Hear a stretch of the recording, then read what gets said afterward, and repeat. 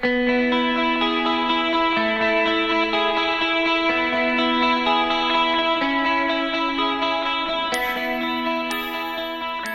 morning. Thank you very much for the invitation to participate in the celebration of the community in Thailand for the International Year of Quantum. I'm really excited and happy to present to you today some prospects in quantum communication within the Paris ecosystem. So I'm Eleni Diamanti. I'm a CNRS Research Director at Sorbonne University of Paris, and I'm also directing the Paris Center for quantum technologies. So I will start with a little bit of a historic evolution of the International Year of Quantum. We are celebrating today 100 years of quantum science and technology. Why is that? Let us first see that Planck's quantum theory was first proposed at the beginning of the 20th century. Today, we're celebrating 2025, the International Year of the Quantum Science and Technology, as has been declared by the UNESCO. And so why is this? It is because in 1925, in a letter from Werner Heisenberg to Wolfgang Pauli, essentially the new model for quantum theory, the modern model, the one that we're using today, was proposed. So this was exactly 100 years ago. So what happened in between? First of all, there were quite a few milestones in between that led into understanding of quantum physics, that led to a big number of technological developments that you are seeing here that are nowadays part of our everyday life, like the transistor, the hard disk, laser, GPS, and MRI. And this has come to be known as grouped under the group name of the first quantum revolution, where we actually understand the quantum phenomena and we apply them at the macroscopic level. So what has happened in the last now about 40 years, 50 years from today, and end of the 20th, beginning of the 21st century, we have actually managed to control single quantum particles at the level of the single particle, and we have managed to make them interact for specific applications. And so this has led to very sophisticated experiments and also theoretical developments that can be called the first quantum algorithm. So this happened about 40 years ago, and it has led to the so-called second quantum revolution. So second quantum revolution includes a big number of fascinating quantum technologies that has been structured all over the world along four major axes. First of all, quantum computing that promises a leap in computing power. The same physical platforms can be used for quantum simulation that lead to an increased understanding of complex physical systems. Then we have quantum communication, which promises unconditionally secure communication of confidential data. And finally, quantum sensing and metrology, where we can get a measurement precision that is unparalleled and goes beyond the classical limit. So in this presentation here, before moving a little bit more into the specific context of the Paris ecosystem and the French and European quantum strategy, I would like to focus on my vision in a few minutes on my vision of the quantum communication field.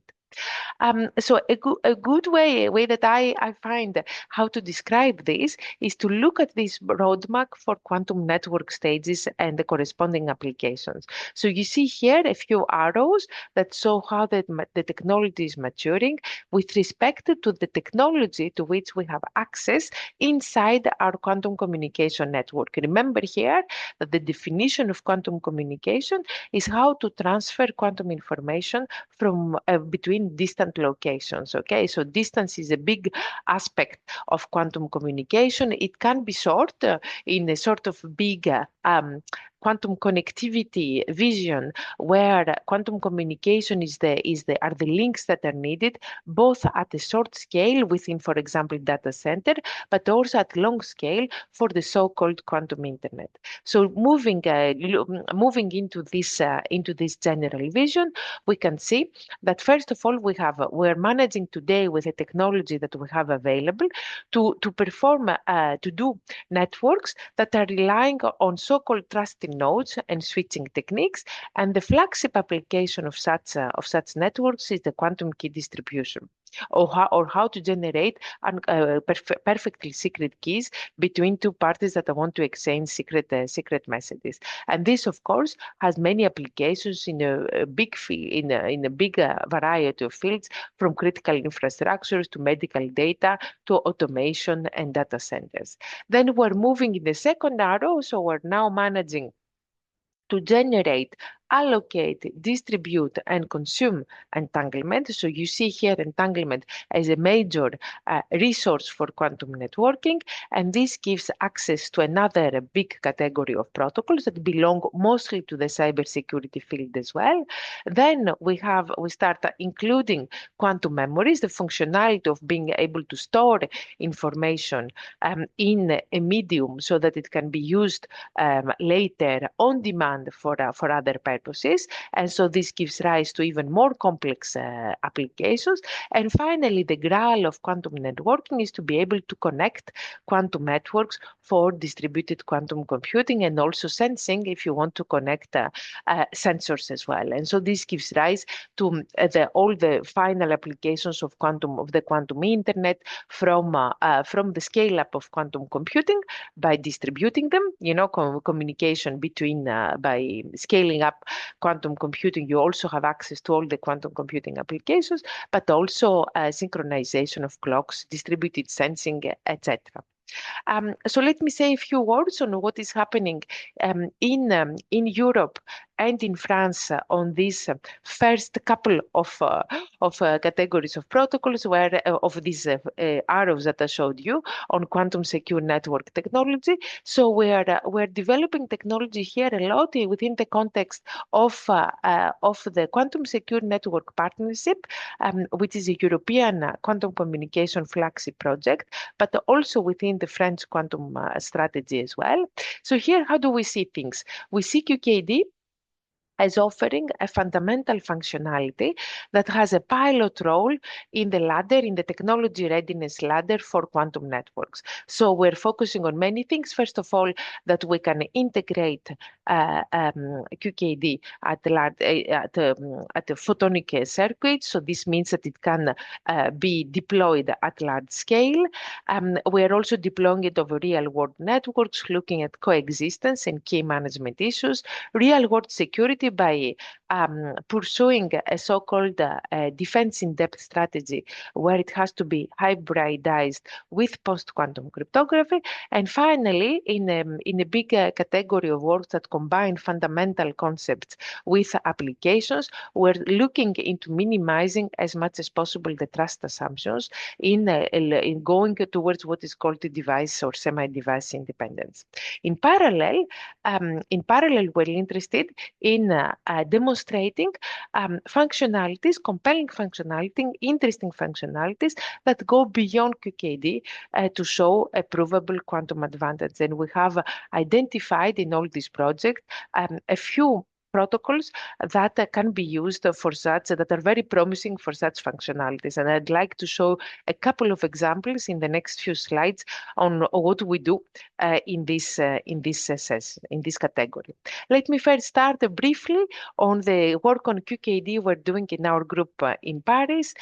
So in Paris, for this project, so for QKD, we're encoding information in continuous variables. So what does this mean is that we're creating coherent states that you see here with a little red dots that are characterized by fundamental shot noise and by an amplitude or in phase or equivalently with the quadratus of the electromagnetic field. We create a constellation of such coherent states in the phase space that follow a specific distribution, whether it can be Gaussian or it can be some discrete distribution. And then the states are chosen randomly among the constellation. They are attenuated up to some certain amplitude modulation, and then they are sent over the quantum channel where they undergo some transmission losses. So this is characterized by the efficiency, and some excess noise, which is any noise that goes beyond the shot noise. And then they are mixed with what is called the phase reference or local oscillator and detected by a coherent detector, which is characterized by quantum efficiency and electronic noise.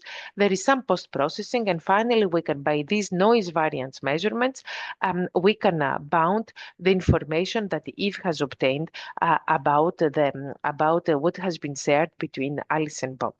Without going into too much details, the last couple of years we have advanced in CVQKD. We have used its compatibility with digital signal processing techniques, which makes it particularly favorable for use for borrowing techniques from coherent telecom systems. Okay, so you see an experiment that we have done with Nokia Bell Labs here in Paris region, where this is, you see here, is the constellation of the quantum signal for QKD, while there is also some pilot signals that are used in the DSP for recovering the phase and the polarization of the signal. So by doing these techniques, we have managed to extend tremendously the distance and especially the rate that can be done by such systems. So you can see here that we have almost 100 megabits per second of secret key generation over a standard 10-kilometer fiber. Okay, and so other things that we have done, we have, if you're interested in CVQKD, please go and look at this open source modular software that we have done for CVQKD to lower the barrier to entry for new groups that wish to start working in this group. And also, as I showed before, photonic integrated circuits for a transmitter on indium phosphide and a receiver on silicon platform. So it gives you a little bit of an idea, quick idea of what can be done in this technology. Let me also mention two more experiments that we have done on other topics, you know, in the second arrow that I showed you in the roadmap, and then in the third one. Okay, so you entanglement distribution and then quantum memory. So allow me to show you first some work that we have done with multipartite entangled states and their applications that I find extremely, I like a lot of this type of work because it really combines like the quantumness, the idea of fundamental concepts in quantum information with corresponding to true applications. And here, because we're always a bit in this adversarial setting, we're interested in how to certify the quantumness of quantum network resources. And the network resource that we're interested in this work are multipartite entangled states. And we're going to use the black box, a device-independent framework with minimal assumptions. It means that we want to make as few as possible trust assumptions on your devices. That's what device independence means. Okay, so for those of you who know theory a little bit, this would be akin to the self-testing framework of quantum information, or how to guarantee a quantum property in the honest parties of a communication. To do this, we need first to generate multipartite entangled states. So maybe I can guide you very quickly through this setup. So the main element is so-called Sagnac interferometer. This creates a polarization entangled photon pair, okay? And because we have used a nonlinear crystal that is thicker than the usual ones, we can generate two entangled photon pairs in parallel, okay? So it's two entangled photon sources, one after the other, and we do this by spatial multiplexing, by bringing one beam on top of the other and then putting them both in this interferometer. And then these two entangled photon pairs fuse, okay? So you go to this fusion station, two of the photons collide in an interferometer, and then you can, we know that we can post-select a so-called GAZ state, like the one that you see here. It's a 4-qubit polarization entangled photon state, and then you can measure the two photons with superconducting nanowire single photon detectors that are very, very highly efficient. So extremely important for this type of of protocols. And you have seen, because of the good overlap between the paths of the two entangled photon pairs, we can have a very high fidelity, almost close to 95% at a good brightness. And so by doing this, we have developed a quantum certification protocol that you can show. What does this show is that you can, the honest parties of this protocol can certify that they actually have an average fidelity up to local isometries of the GAZ state with very high confidence that you see here, very few samples, okay? So basically you take lots of these samples, you verify them to be able to guarantee for a single one, the property that you're interested in. So it has a fidelity, an average fidelity that is at least equal, okay, to almost 90%. This is the result that we showed here. And very crucially, we made no assumption on identical and independent distribution of samples, which is super important, especially in an adversarial setting, because normally this IED assumption needs to be made, and it's completely incompatible with adversarial setting because it essentially puts an important constraint in the adversary.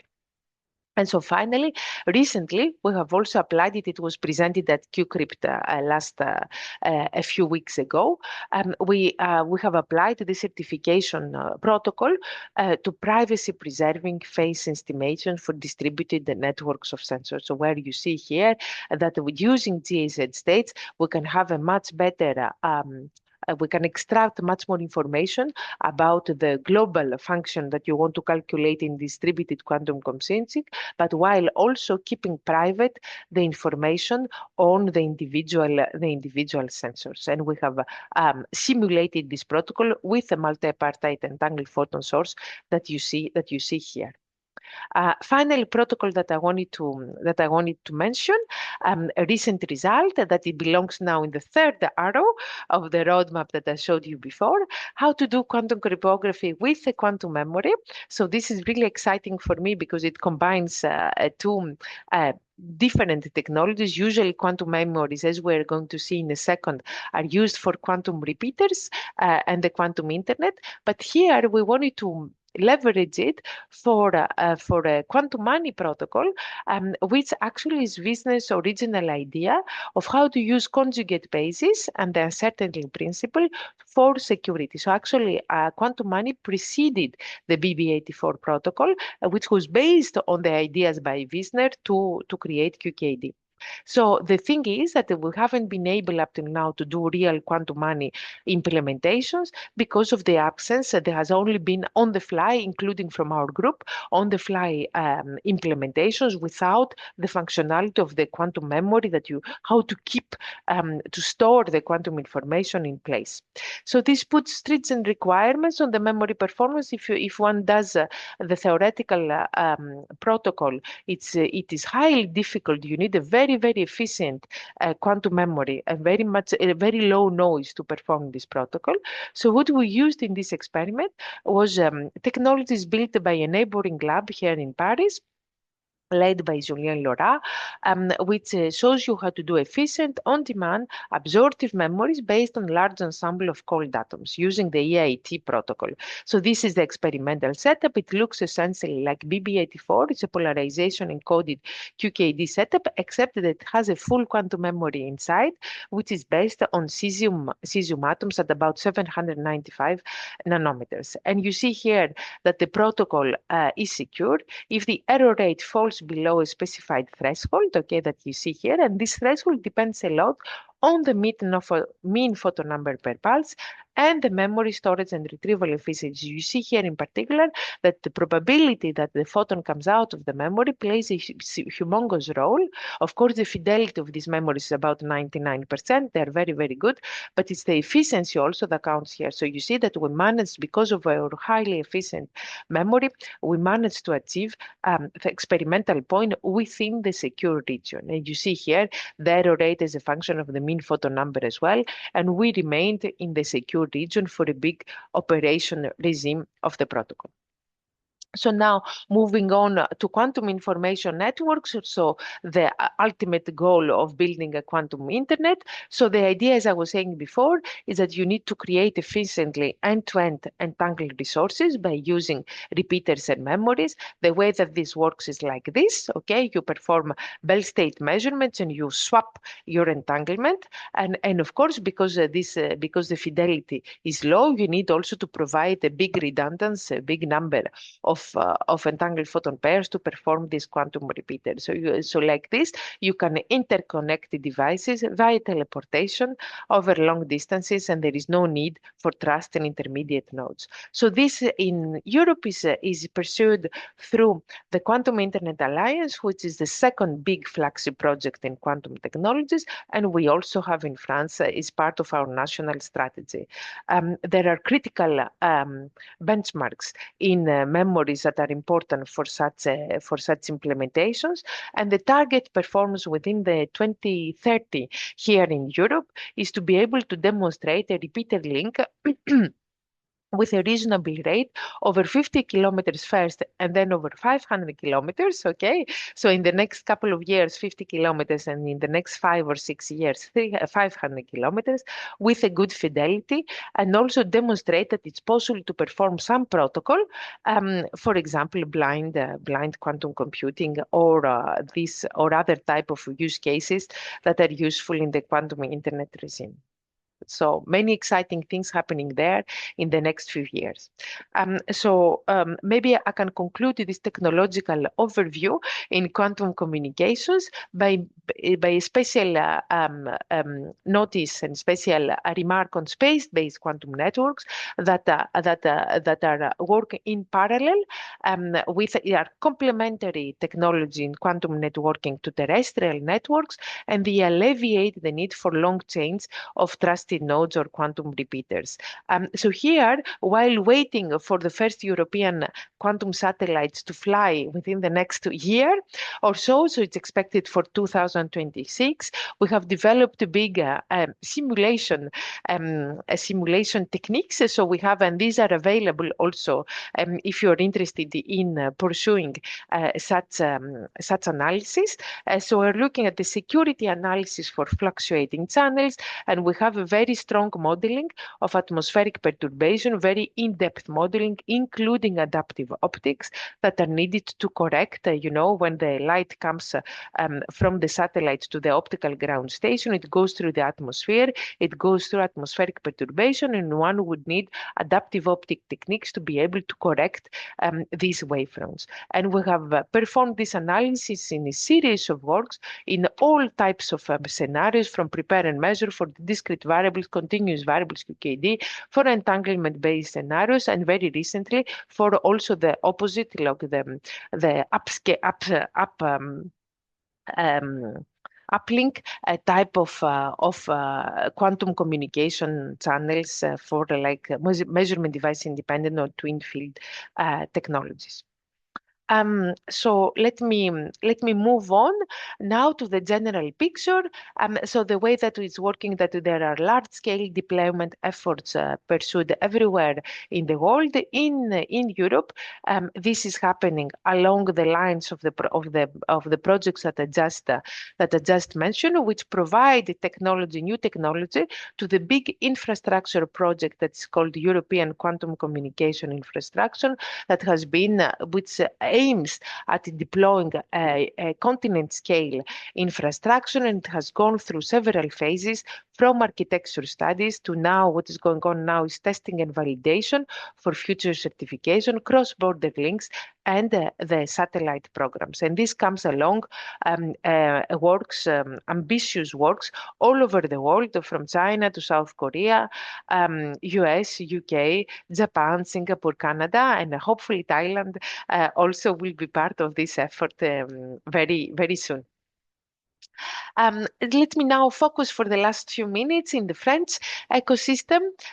So here we're deploying a quantum communication infrastructure in Paris and in France. So you see here our Paris network. This is my lab here, which is in the Sorbonne University campus that I hope that you can visit sometime soon.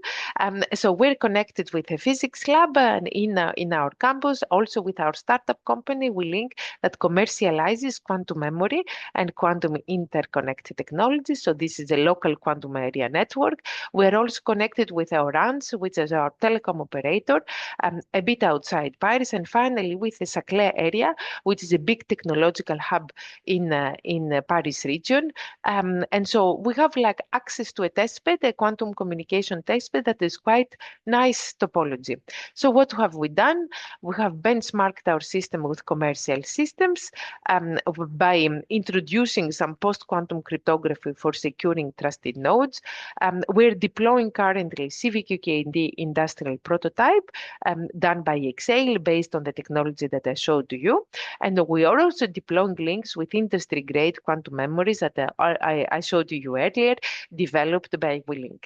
And we wish also to interface with the second big quantum communication area in France, which is around the Côte d'Azur area, the Nice testbed that is based on entanglement distribution and that has access to the observatory of Côte d'Azur that is currently being equipped with quantum technologies, and it is our satellite entry to the space quantum communication infrastructure all over the world. So I should say that these efforts are part of a big French quantum strategy that was announced by President Macron in 2021. There is lots of different projects that are forming this quantum strategy from the priority research exploratory programs, which are basically developing technologies in quantum communication, like the ones that I showed you before. And so this is the axis 4 of this project. This is the one that I was showing you before, but there is also other axes. There is solid state quantum computing, neutral atoms for quantum simulation and sensors, quantum and post-quantum algorithms. There is also a very big program that is led by the Defense Ministry on how to do develop and accelerate the development of 5 quantum computing platforms. And the idea is to develop the fault-tolerant quantum processor with 128 logical qubits within 10 years from now. We also have a hybrid HPC quantum initiative, or how to integrate quantum processors within high-performance computing platform for industrial applications, and a big project, Quante du France, on training and education of 56 million euros that involves 22 universities and also includes dissemination to the general public with lots of activities, especially now during the International Year of the Quantum. And in this leads me to mentioning as part of this training effort, our Paris Center for Quantum Technologies that I have the honor to manage, to direct. So the Paris Center for Quantum Technologies is a scientific consortium that includes 5 big Paris universities: Sorbonne University, which is my own, Université Paris Sciences et Lettres, Université Paris Cité. So these are 3 major universities in central Paris. And there is also a CNRS and INRIA, who are big national research organizations in France. And also as associate members, we have 2 smaller Paris universities that are a little bit at the outskirts of Paris. So it's meant to be a research, training, and innovation network. It brings together 23 research laboratories, more than 100 researchers and faculty. It has links with 35 startups and larger industry groups, and it collaborates very actively with the Quantum Information Center, which is in-house in Sorbonne, the Île-de-France, which is at the Paris region, Quantum Technology Center, other major hubs, like for example in the Saclay region, which has its own ecosystem, Grenoble, Bordeaux, big cities. If you know a little bit of French geography, all big cities, Nice, Montpellier, have their own, and Strasbourg have their own ecosystems, and we're working on them, as well as local industry-based ecosystems like Le Lab Quantique and the Quantum House and the House of Quantum. And so we are also, I should say that we're also collaborating a lot with, and we are trying to make links with quantum ecosystems like this outside France. So we have, for example, in particular links with Canada, the Institute for Quantum Computing, with Switzerland, the quantum centers in Lausanne and in Zurich and Geneva, and also with Denmark, for example, and also with Quantum Delta in the Netherlands. So if you're wishing to build your own quantum ecosystem in Thailand, we'll be very, very happy to discuss.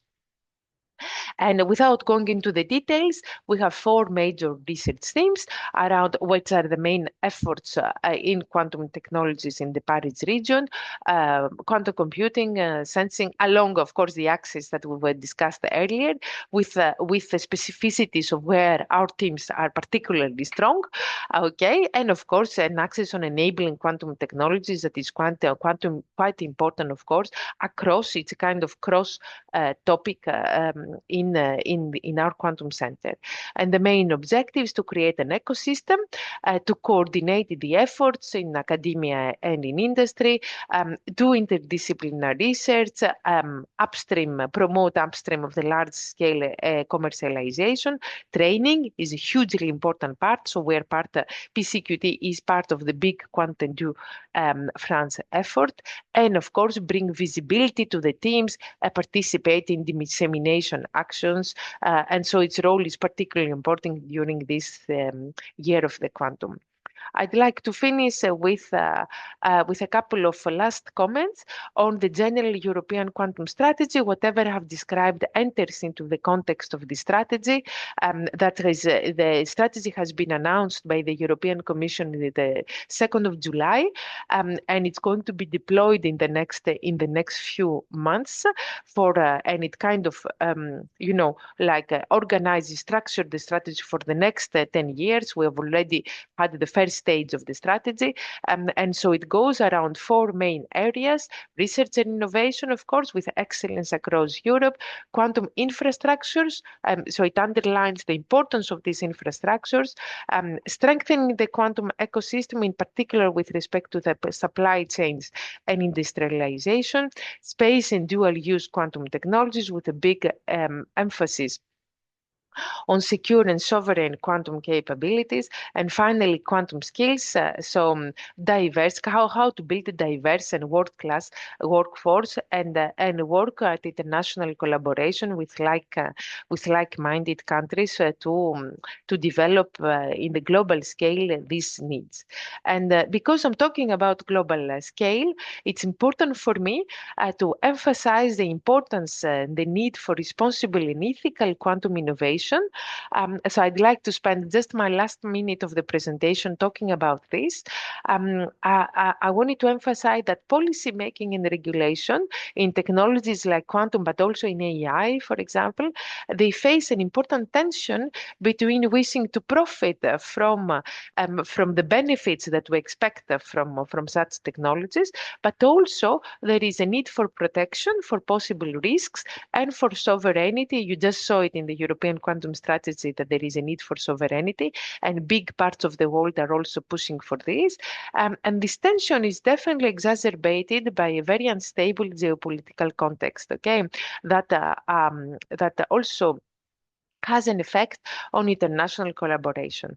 And so there is a specific calls that I definitely adhere to on multi-stakeholder observatories in quantum technologies. And I wish to say to the Thai community how important it is to include everyone, really everyone who is involved in all parts of the world in quantum technologies for a fair and and responsible use of the resources. And to this end, in particular for quantum computing, there is a big push to build use cases corresponding to the United Nations Sustainable Development Goals. And I think it's very important to direct our efforts in all quantum technologies, including in quantum communication, to this type of goals to ensure responsible and ethical innovation. And with this, I'd like to thank you very much for your attention. Big thank you to my group, to our group here in Paris for all the results that they presented earlier, and very happy International Year of Quantum to the Thai community. Thank you.